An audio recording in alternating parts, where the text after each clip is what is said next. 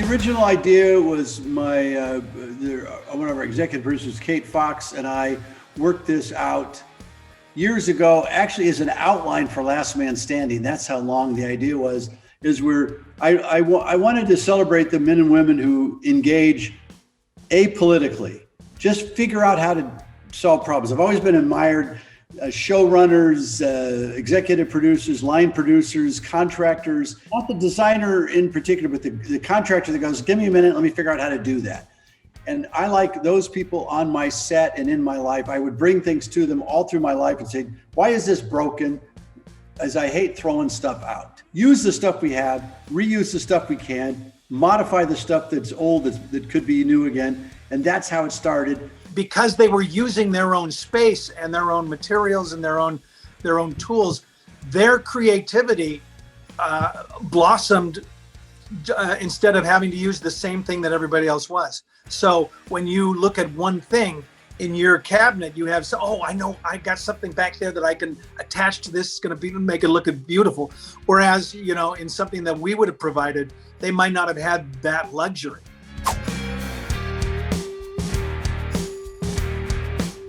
We're unscripted, and it turns out we're pretty much like we were on Home and Yeah, except that, before we had 10 writers that could help us, think of funny things to say, so it looked like we were thinking about those just on the spot.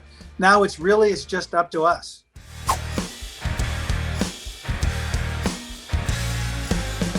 His family, basically, once you get to know his family, he can't be that bad of a guy.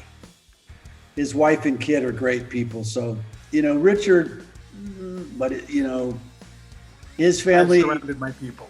Now, he's surrounded by good people. And also, he's a clear cut. I'm kind of a loose cannon. It would be the understatement. And Richard really settles it down, especially in this format, which is unscripted for the most part, as we watch builders, rebuilders, creative thinkers handle engagement problems. That's how I look at it.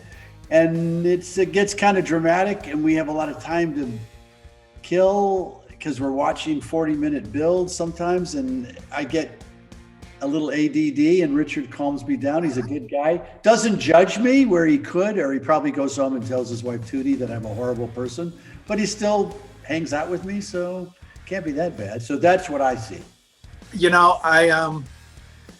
What we really found out about each other is kind of how we see the world, kind of how we see design, how our likes and dislikes about how things get done. And Tim's, oddly enough, he's very traditionalist and almost a modernist in a lot of ways. I enjoy sparring with that.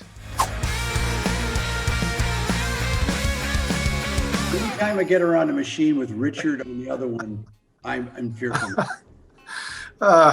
Well, yeah, and especially a machine that moves and has cutting implements on it. You don't want to get too close to Tim because, he wants to rev it up. He wants to see exactly how fast it will go. Nothing wrong with that.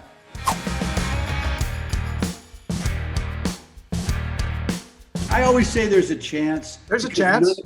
None of us have grown out of it. We put Tim Taylor on Last Man Standing, and I didn't think it would work.